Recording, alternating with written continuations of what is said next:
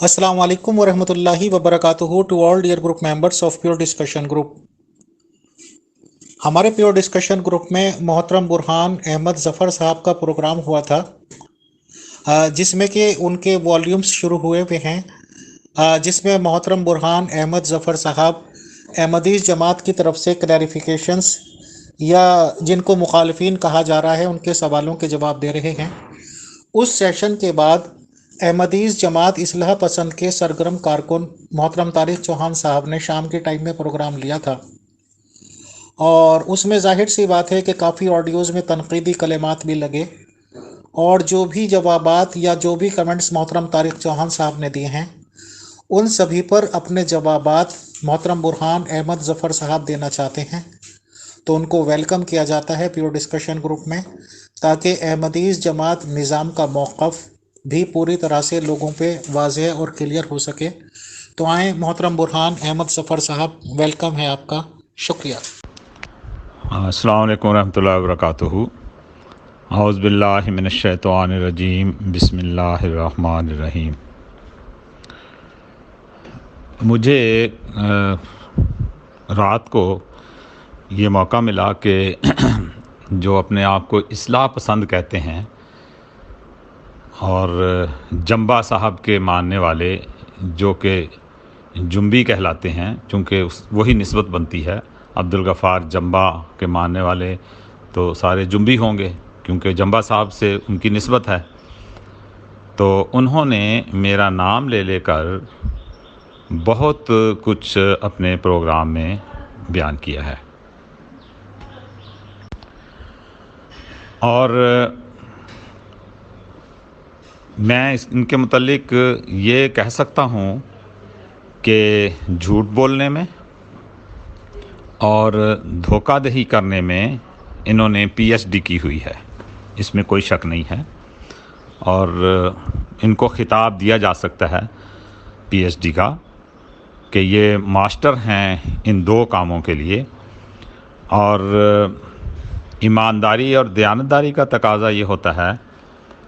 और मैं बार बार ग्रुप में दोस्तों से ये कहता हूँ कि जब कोई हवाला दें तो आगे पीछे का पूरा हवाला दें ताकि मज़मून समझ में आए। लेकिन इन्होंने चूँकि धोखा देना है और झूठ बोलना है, इसलिए ये इनकी आदत बन चुकी है कि इन्होंने पर्ची काट के लगा देनी है और कुरान करीम के सिर्फ़ उस मामले की तरह से कि किसी से कहा भाई नमाज़ पढ़ो तो उसने कहा नहीं, कुरान में लिखा है ला तक़रबुस सलात, नमाज के करीब भी ना जाओ, तो मैं क्यों नमाज़ पढ़ूं। ये हैं मोहतरम चौहान साहब। तो वांतुम सुकारा जो है वो नहीं इन्होंने बोलना क्योंकि मज़मून खुल जाएगा। तो जो कल का प्रोग्राम इन्होंने किया है सारे का सारा इसी नहज पर है। मैं उसके चंद नमूने आपकी खिदमत में थोड़ी सी वजाहत के बाद पेश करना चाहता हूँ। सबसे पहली बात तो ये है कि मैं इनके मुतल्लिक कि जो इन्होंने अपनी जमात का नाम रखा हुआ है इस्लाह पसंद, ठीक है, उसके मुतल्लिक कुछ थोड़ी सी वजाहत करना चाहता हूँ। ज़्यादा नहीं करूँगा क्योंकि टाइम के लिहाज से मैं कोशिश करूँगा कि जल्दी से जल्दी इस प्रोग्राम को मैं क्लोज़ करूँ। तो मैं ये कहता हूँ कि ये जो इस्लाह पसंद ग्रुप है इनका जो ज़िक्र है वो अल्लाह ताला ने कुरान करीम में बयान कर दिया हुआ है और 1400 साल पहले अल्लाह ताला ने ये इस्लाह पसंद ग्रुप की निस्बत कुरान करीम में जो बात बयान फरमाई है वो ये है। औज़ु बिल्लाहि मिनश्शैतानिर रजीम, बिस्मिल्लाहिर रहमानिर रहीम। अल्लाह ताला कुरान करीम में फ़रमाता है वाइज़ा की लालहुम ला तुफ़सिदू फ़िल अर्ज़ि कालू इन्नमा नहनु मुस्लिहून, कि जब उनसे कहा जाए कि तुम ज़मीन में फ़साद ना करो तो वो कहते हैं हम तो इस्लाह करने वाले हैं। देखें अल्लाह ताला ने किस तरह इनका नाम कुरान में नोट कर दिया, इस्लाह।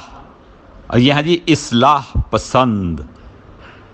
तो खुदा क्या कह रहा है کہ جب بھی ان اصلاح پسندوں کو، جو یہ کہتے ہیں ہم اصلاح پسند ہیں، ان کو کہا جاتا ہے تم زمین میں فساد نہ کرو، تو وہ کہتے ہیں نہیں ہم فساد نہیں کرتے، ہم تو اصلاح کرنے والے ہیں۔ لیکن اللہ کا پتہ جواب کیا ہے؟ اللہ تعالیٰ قرآن کریم فرماتا ہے، اس کا جواب دیتا ہے، الا انہم هم المفسدون ولکن لا یشعرون۔ کان کھول کر سن لو، یہی لوگ فتنہ و فساد کرنے والے ہیں، مگر وہ حقیقت کو سمجھتے نہیں ہیں۔ یہ ہیں جی اصلاح پسند والے، اور ان کا ذکر قرآن کریم نے ان صفات کے ساتھ بیان ہوا ہے کہ نام اصلاح کا لیتے ہیں، کہتے ہیں ہم اصلاح کرنے والے ہیں، دراصل یہ فساد کرنے والے ہیں۔ اور خدا نے کہہ دیا کہ یقیناً یہ لوگ فسادی ہیں، ان کا کام ہی فساد کرنا ہے، مگر ان لوگوں کو عقل نہیں ہے، سمجھ نہیں ہے، کیا کر سکتے ہیں؟ اس لیے ہم بھی ان کو کہتے ہیں چلو کوئی بات نہیں، اگر قرآن نے تمہیں بے عقلے کہا ہے تو ہم بھی تمہیں کوئی دوسرا سرٹیفکیٹ نہیں دیتے، تمہارے لیے وہی سرٹیفکیٹ کافی ہے جو خدا نے قرآن کریم میں تم لوگوں کو، اصلاح پسند والوں کو دے دیا ہے۔ ایک بات انہوں نے بار بار بڑے جوش کے ساتھ بیان کی اور بار بار کی، اور اس بات پر زور دیا کہ حضرت خلیفۃ المسیح ثانی رضی اللہ تعالیٰ عنہ نے اپنی تقاریر میں یہ بات بیان فرمائی تھی کہ میرے بعد میں نہیں چاہتا کہ میری اولاد خلیفہ ہو یا خاندانی خلافت چلے، ایسی بات کوئی بھی نہیں ہوئی ہے۔ اور انہوں نے کہا جی برہان صاحب نے تو بالکل الٹ بات کہہ دی، اور مجھے پتہ نہیں کیا کیا انہوں نے بول دیا غصے میں آ کر۔ خیر وہ اللہ تعالیٰ خود بخود ان سے حساب کتاب کر لے گا، مجھے اس سے کوئی لینا دینا نہیں ہے، میرا کام تو بات کو واضح کرنا ہے۔ دیکھیں حضرت مسیح موعود علیہ السلام کی پیشگوئیاں موجود ہیں حضرت مسلم موعود کے متعلق، میں ادھر بھی آ جاؤں گا، میں بتا دوں گا جو انہوں نے جھوٹ بولا ہے۔ لیکن پہلے میں یہ بات بیان کر دوں کہ جہاں تک خلافت کے قیام کا سوال ہے، تو اگر اللہ تعالیٰ نے حضرت مسیح موعود علیہ السلام پر یہ بات ظاہر کر دی تھی کہ مرزا محمود احمد صاحب جو ہیں یہ میرے جانشین ہوں گے، تو یہ خدا کی طرف سے ظاہر کی گئی ایک بات تھی جو حضرت مسیح موعود علیہ السلام نے بیان کی، جیسا کہ میں نے اپنے پروگرام میں پہلے بتا دیا تھا۔ تو اگر بلا خواہش کے، بلا کسی چاہت کے کسی ایک انسان کو خدا تعالیٰ کسی ایک مقام پر کھڑا کر دے اور اس کو چن لے، تو اس پر کوئی الزام نہیں لگایا جا سکتا۔ حضرت خلیفۃ المسیح ثانی رضی اللہ تعالیٰ عنہ کو جب انتخاب میں منتخب کر لیا گیا، آپ خلیفہ منتخب ہو گئے، تو یہ خدا کا عمل تھا، اور یہ عملی شہادت تھی کہ اللہ تعالیٰ نے حضرت مسیح موعود علیہ السلام کے خاندان سے ایک شخص کو چن لیا ہے۔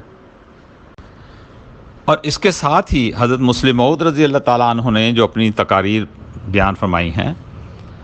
اس میں اس بات کو آپ نے وضاحت کی ہے، اس میں کوئی شک نہیں ہے، آپ نے وضاحت کی ہے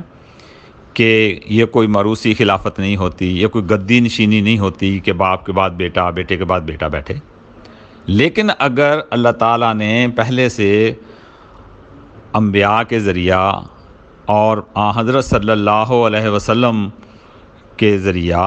یہ بات اشارتاً بیان فرما دی کہ آئندہ جو بھی امام مہدی مسیح موعود ہوگا، اس کے بیٹا، اس کی جو اولاد ہوگی وہ بھی اس کی جانشین ہوگی، تو اس بات کو اگر اللہ تعالیٰ پورا کرتا ہے تو یہ الزام بندوں پر نہیں، یہ خدا پر الزام لگاتے ہیں۔ اس بات کو میں نے پہلے بھی بیان کیا تھا کہ ان کو سوچنا چاہیے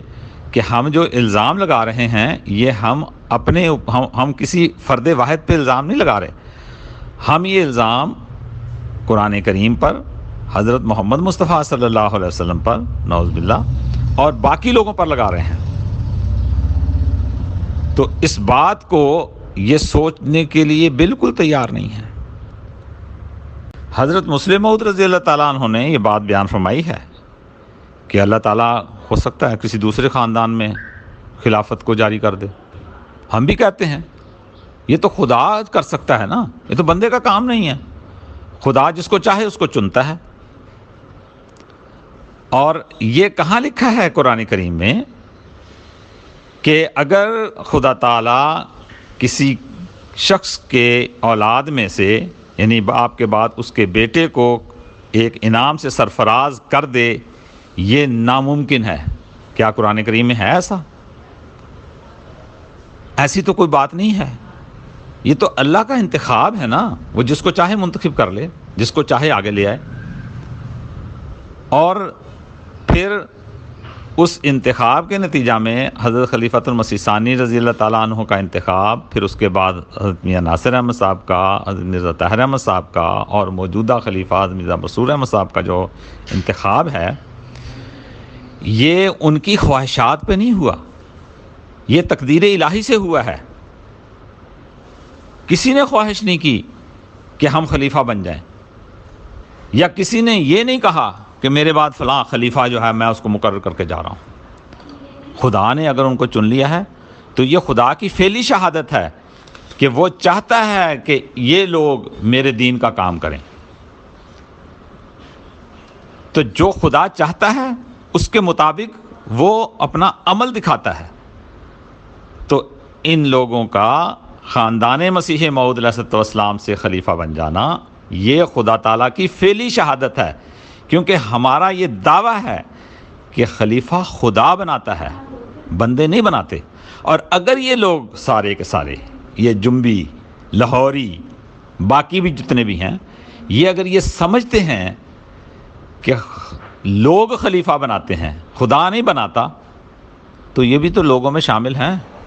ایک خلیفہ بنا کے تو بتائیں، چنیں کوئی ایک خلیفہ کہ بھئی ہم نے بھی یہ خلیفہ بنا لیا ہے. خلیفہ کھڑا کر کے دیکھیں، کیا خدا ان کے بنائے ہوئے خلیفے کو مانتا ہے،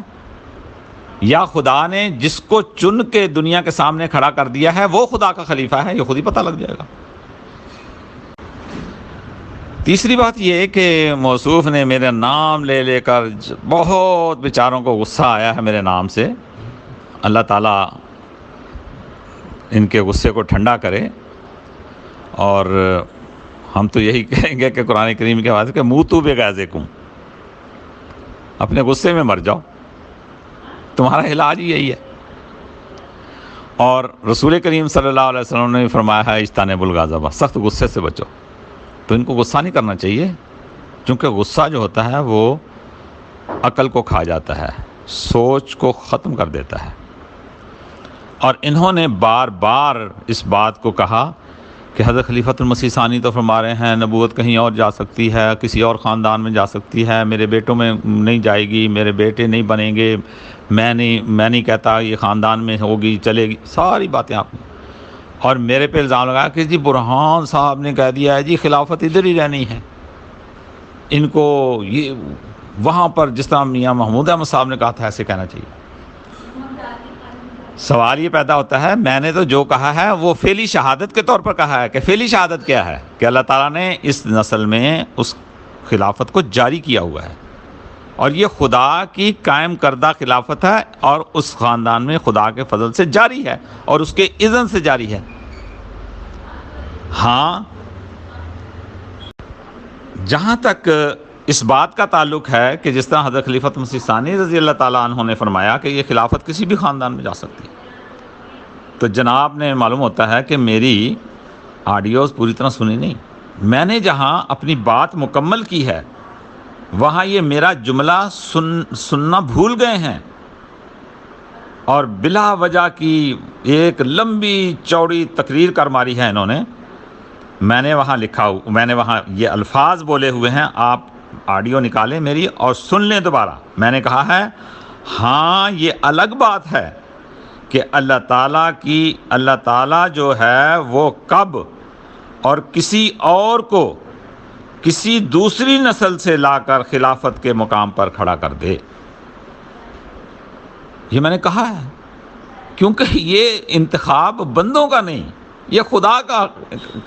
ہوتا ہے کہ خدا جس کو چاہتا ہے وہ کھڑا کرتا ہے. تو میں کون ہوتا ہوں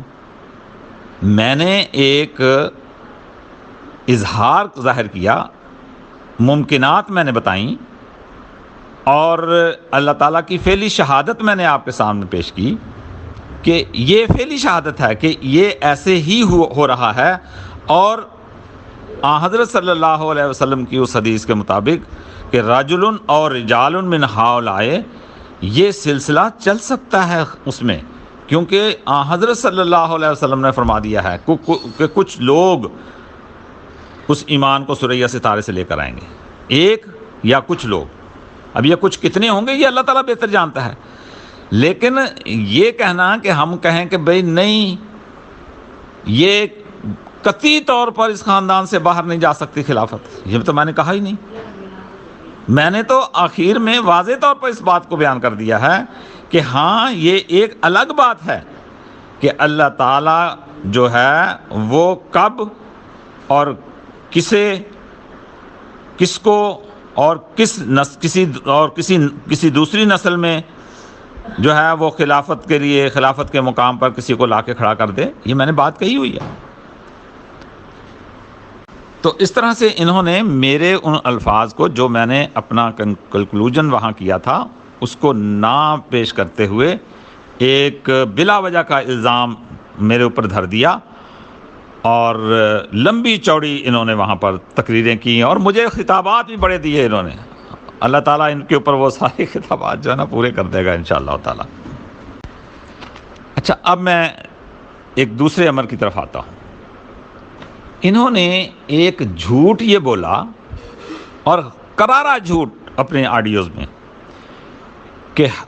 ہم یہ کہتے ہیں کہ حضرت مسیح موعود علیہ الصلاۃ والسلام نے جو بھی جس نے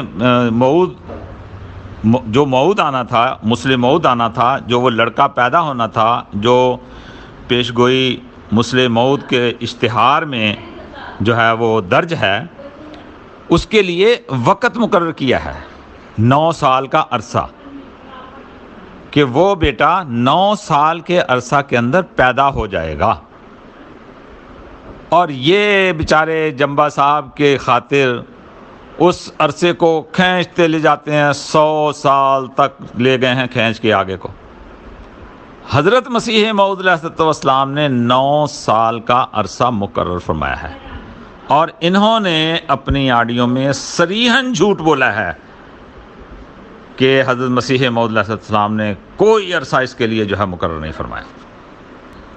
دیکھیں، ایک اشتہار حضرت مسیح موعود علیہ السلام نے شائع فرمایا جو کہ پیش گوئی مسلم موعود کے بعد کا ہے، اور حضرت مسیح موعود علیہ السلام نے اس اشتہار کا جو ٹائٹل ہے وہ یہ فرمایا، اشتہار واجب الاظہار۔ اور اس کو شائع کرتے ہوئے حضرت مسیح موعود علیہ السلام فرماتے ہیں، چونکہ اس عاجز کے اشتہار مورخہ 20 فروری سن 1886 پر، جس میں ایک پیش گوئی دربارہ تولد ایک فرزند صالح ہے جو بصفات مندرجہ اشتہار پیدا ہوگا۔ پھر فرمایا، 2 شخص سکنہ قادیان یعنی حافظ سلطانی کشمیری و صابر علی نے روبروئے مرزا نواب بیگ صاحب و میاں شمش الدین صاحب و مرزا غلام علی ساکن قادیان یہ دروغ بے فروغ برپا کیا ہے کہ میری دانست میں عرصہ 1.5 ماہ سے صاحب مشتہر کے گھر میں لڑکا پیدا ہو گیا ہے، حالانکہ یہ قول نامردگان اور سراسر افتراء اور دروغ باقضائے کینہ و حسد اور اناد جبلی ہے،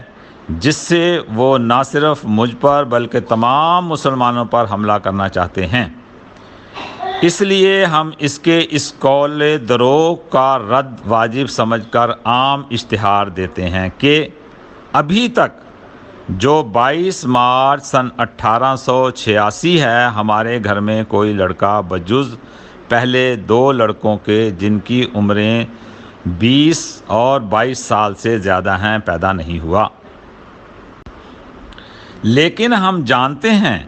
کہ ایسا لڑکا بموجب وعدہ الہی 9 برس کے عرصہ تک ضرور پیدا ہوگا۔ لیں جی، حضرت مسیح موعود علیہ السلام نے یہ اشتہار شائع فرمایا اور وقت مقرر کیا ہے، اور آپ فرما رہے ہیں کہ ابھی تک تو وہ پیدا نہیں ہوا، لیکن وہ اس کا جو وقت ہے بہرحال آپ فرماتے ہیں لیکن ہم جانتے ہیں کہ ایسا لڑکا بموجب وعدہ الہی 9 برس کے عرصہ تک ضرور پیدا ہوگا، خواہ جلد ہو خواہ دیر سے، بہرحال اس عرصہ کے اندر اندر پیدا ہو جائے گا۔ اور یہ اتہام کہ گویا 1.5 ماہ سے پیدا ہو گیا ہے سراسر دروغ ہے۔ پھر اس کے بعد ایک اور اشتہار آپ نے شائع فرمایا جس کا ٹائٹل ہے اشتہار صداقت آثار، اور اس میں بھی حضرت مسیح موعود علیہ السلام یہ بات بیان فرماتے ہیں۔ آپ نے فرمایا ما سوا اس کے اب بعد اشاعت اشتہار مندرجہ بالا دوبارہ اس امر کے انکشاف کے لیے جناب الہی میں توجہ کی گئی، تو آج 8 اپریل سن 1886 میں اللہ جل شانہ کی طرف سے اس عاجز پر اس قدر کھل گیا کہ ایک لڑکا بہت ہی قریب ہونے والا ہے جو ایک مدت حمل سے تجاوز نہیں کر سکتا۔ اس سے ظاہر ہے کہ غالباً ایک لڑکا ابھی ہونے والا ہے یا بالضرور اس کے قریب حمل میں، لیکن یہ ظاہر نہیں کیا گیا کہ جو اب پیدا ہوگا یہ وہی لڑکا ہے یا کسی اور وقت میں 9 برس کے عرصہ میں پیدا ہوگا۔ اور پھر بعد اس کے یہ بھی الہام ہوا کہ انہوں نے کہا کہ آنے والا یہی ہے یا ہم دوسرے کی راہ تکیں۔ چنانچہ یہ عاجز اس بندہ ضعیف مولا کریم جل شانہ کا ہے، اس لیے اسی قدر ظاہر کرتا ہے جو من جانب اللہ ظاہر کیا گیا۔ آئندہ جو اس سے زیادہ منکشف ہوگا وہ بھی شائع کیا جائے گا۔ والسلام علی من اتبع الہدی۔ جی یہ ہیں چوہان صاحب، جھوٹ بولنے والے، دغا کرنے والے، کہ کہہ رہے ہیں کہ جی کوئی عرصہ حضرت مسیح موعود علیہ السلام نے اس لڑکے کے پیدا ہونے کے لیے مقرر نہیں فرمایا۔ یہ میں نے 2 اشتہار آپ کے سامنے رکھ دیے ہیں۔ یہ دونوں اشتہار جو ہیں یہ مجموعہ اشتہار جلد اول کے صفحہ نمبر میں آپ کو بتا دیتا ہوں 113 پر موجود ہے، اور دوسرا اشتہار صفحہ نمبر 116-17 پر موجود ہے، اور پہلا اشتہار جو ہے وہ آگے لمبا چلتا ہے۔ تو ان دونوں اشتہاروں میں حضرت مسیح موعود علیہ السلام نے اس لڑکے کی پیدائش کا عرصہ 9 برس مقرر فرمایا ہے، اور پھر ان کا یہ کہنا کہ حضرت مسیح موعود علیہ السلام نے تو اس موعود بیٹے کے متعلق کوئی نشاندہی کی نہیں۔ اس اشتہار میں آپ نے فرمایا ہے کہ اگر اللہ تعالیٰ مجھ کو مزید اس کے متعلق کچھ بتائے گا تو میں پھر بعد میں اس کو ظاہر کروں گا، لیکن ابھی ظاہر نہیں ہوا، مجھ پر کچھ ظاہر نہیں کیا کہ یہ وہی مسلم موعود لڑکا ہے جس کی پیش گوئی ہے کہ 9 سال کے عرصہ میں پیدا ہوگا۔ لیکن میں پہلے بھی عرض کر چکا ہوں، اور اس میں بھی یہ دھوکہ دیتے ہیں کہ حضرت مسیح موعود علیہ السلام نے ایسے کسی بیٹے کے متعلق نشاندہی کی ہی نہیں، بلکہ یہی فرمایا کہ وہ آئندہ کسی وقت میں جا کے پیدا ہوگا۔ حالانکہ یہ غلط ہے۔ حضرت مسیح موعود علیہ السلام نے اپنی کتاب سراج منیر میں باقاعدہ طور پر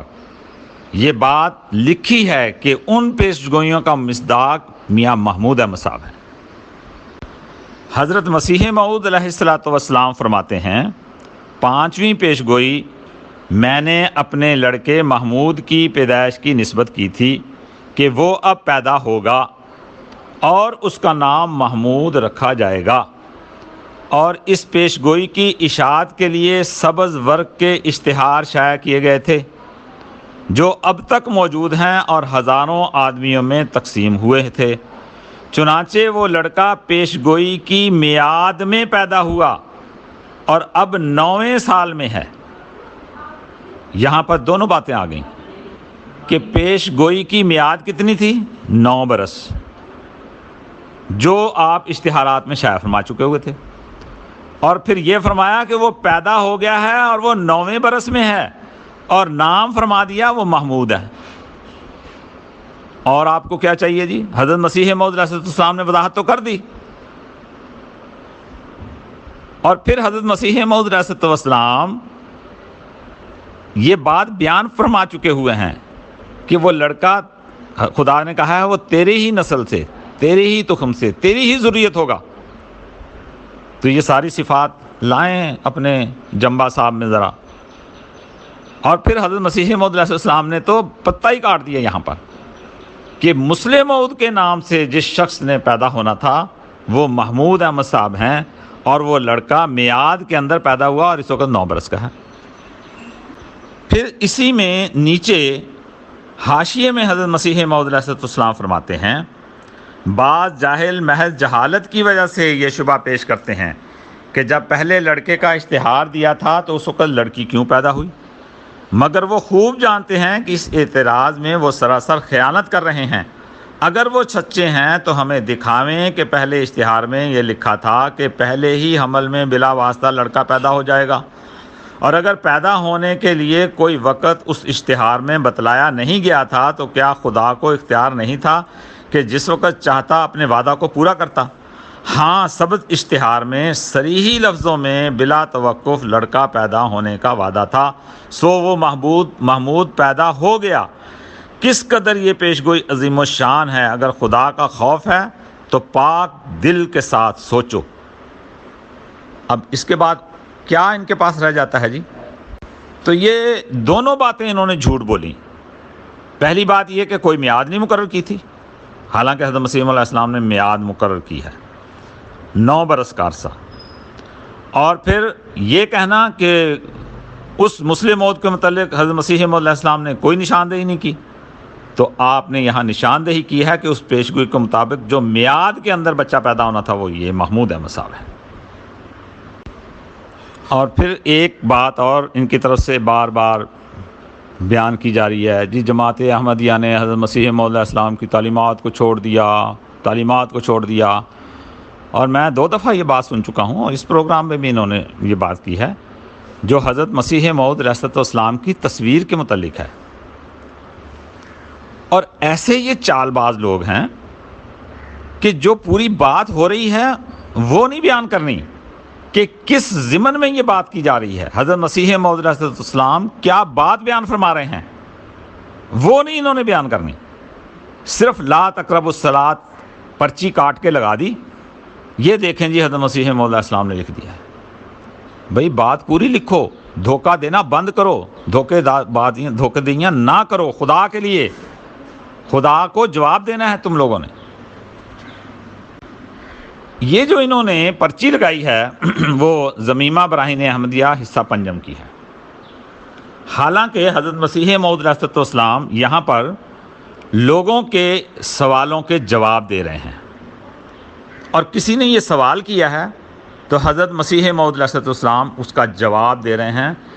اس جواب میں سے ایک چٹ کاٹ کے چیپی تو وہاں چپکا دی گئی ہے اور بتا دیا گیا، دیکھیں جی جماعت احمدیہ ہٹ گئی، تعلیمات سے ہٹ گئی۔ حالانکہ حضرت مسیح موعود علیہ السلام کیا بیان فرما رہے ہیں وہ میں آپ کے سامنے رکھتا ہوں۔ یہاں سوال ہوا کہ احادیث میں کسی جاندار کی تصویر کھینچنے پر سخت وعید آئی ہے، مگر حضور کی عکسی تصویریں جو شائع کی گئی ہیں اس سے معلوم ہوتا ہے کہ حضرت اس کو جائز رکھتے ہیں۔ یہ کسی نے سوال کیا حضرت مسیح موعود علیہ السلام سے، تو حضرت مسیح موعود علیہ السلام نے اس کا جواب دیا ہے۔ آپ فرماتے ہیں، میں اس بات کا سخت مخالف ہوں کہ کوئی میری تصویر کھینچے اور اس کو بت پرستوں کی طرح اپنے پاس رکھے یا شائع کرے۔ میں نے ہرگز ایسا حکم نہیں دیا کہ کوئی ایسا کرے، اور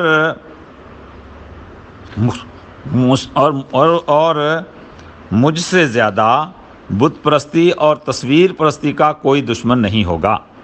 لیکن میں نے دیکھا ہے کہ آج کل یورپ کے لوگ جس شخص کی تالیف کو دیکھنا چاہیں اول خواہش کرتے ہیں کہ اس کی تصویر دیکھیں، کیونکہ یورپ کے ملک میں فراست کے علم کو بہت ترقی ہے اور اکثر ان کو محض تصویر کو دیکھ کر شناخت کر لیتے ہیں کہ ایسا مدعی صادق ہے یا کاذب،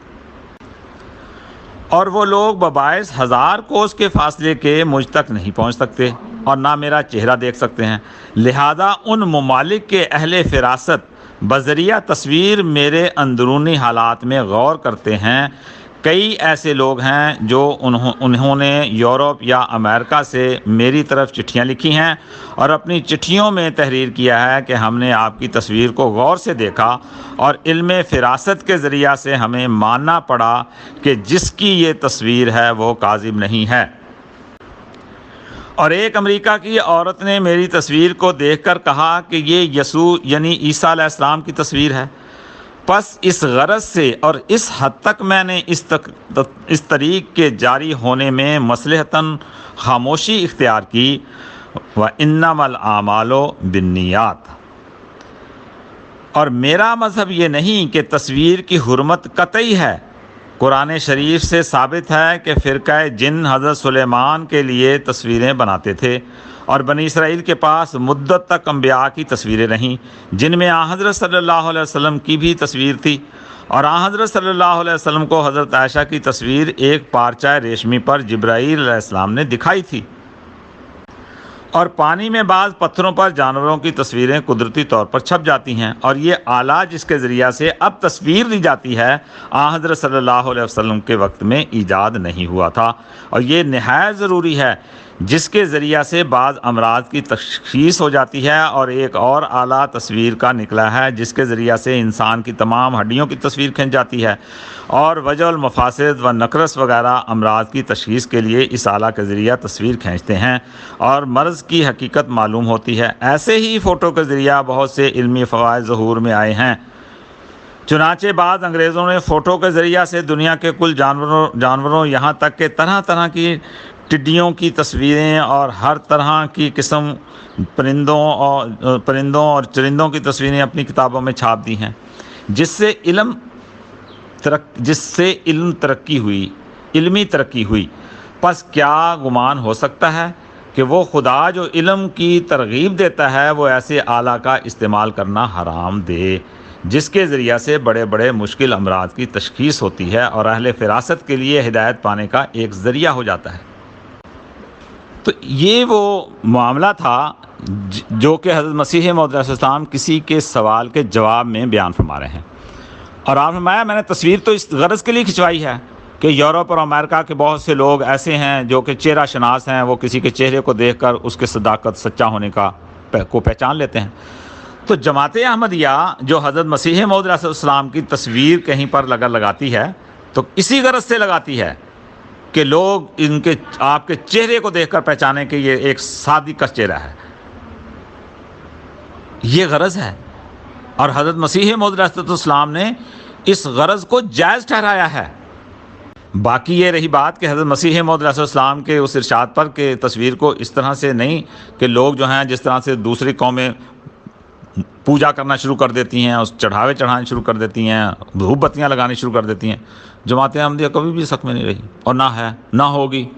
کیونکہ وہ شرک ہے اور حضرت مسیح علیہ السلام نے اس کو منع فرمایا ہے، وہ نہیں کرتے، کوئی بھی نہیں کرتا۔ مجھے پتا ہے میرے ایک بھائی رشتے میں بھائی تھے، انہوں نے ایک خواب دیکھی اور کہا کہ میں نے دیکھا خواب میں کہ حضرت عیسیٰ علیہ السلام آسمان سے اتر کے آئے ہیں، اور کہتے ہیں میرے والد صاحب نے کہا کہ بھئی فلاں کے گھر جا کے نا دروپا لے کر آؤ، تولنے والا ہوتا ہے جنس وغیرہ، تو میں دروپا لینے گیا تو ان کی بیٹھک میں دیکھا تو ایک تصویر لگی ہوئی تھی، تو جب وہ آئے تو میں نے پوچھا کہ وہ یہ تصویر کس کی ہے، تو فرمایا کہ یہ مرزا غلام احمد قادیانی کی تصویر ہے جنہوں نے امام مہدی مسیح موعود ہونے کا دعویٰ کیا ہے۔ میں نے کہا اچھا، ان کو میں نے خواب میں دیکھا ہے کہ حضرت عیسیٰ علیہ السلام جو آسمان سے اترے ہیں بالکل یہی شکل تھی ان کی، خدا نے ان پر صداقت کھول دی۔ اگر وہ تصویر نہ لگی ہوتی ان کے گھر میں تو یہ راز پوشیدہ ہی رہتا اور پتہ ہی نہ لگتا کہ وہ کون شخص ہے جو مسیح موعود ہو کر آیا ہے۔ آپ نے اس تصویر کو دیکھا اور اپنی خواب کو یاد کیا اور بیعت کر لی۔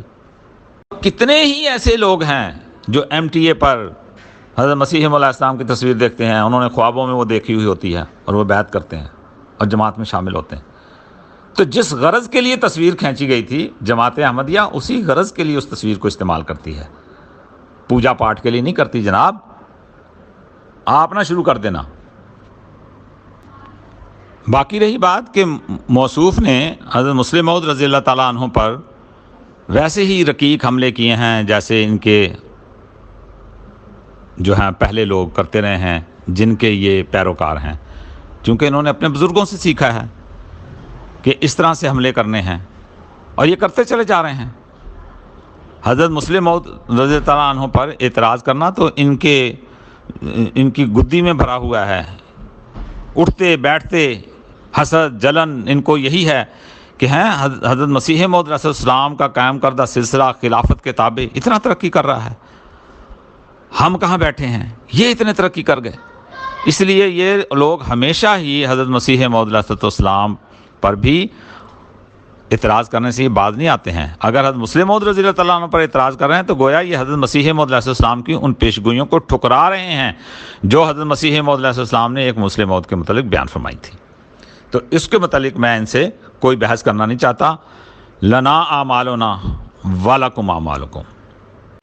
میں نے یہ چند گزارشات آپ کے سامنے رکھ دی ہیں، اگر اس پر آپ کے پاس کوئی سوال ہو تو آپ بخوشی کر سکتے ہیں۔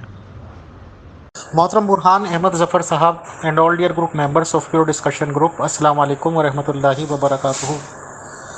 محترم برہان احمد ظفر صاحب، کل شام محترم طارق چوہان صاحب نے جو بھی پوائنٹس رکھے تھے پیور ڈسکشن گروپ میں، اور یہ بات صحیح ہے کہ بار بار ان کی آڈیوز میں آپ کو مخاطب کیا گیا تھا، کیونکہ میرے خیال سے وہ اسی باتوں کا جواب دے رہے تھے جو آپ کا پروگرام تھا 65 منٹس کا۔ محترم برہان احمد ظفر صاحب، management of pure discussion group یہ چاہتی ہے اور آپ سے ہمبل ریکویسٹ کرتی ہے کہ جن بھی موضوعات پہ محترم طارق چوہان صاحب نے بات چیت کی اور آج آپ نے ان کے ریگارڈنگ اپنے کلیریفیکیشن دیے محترم،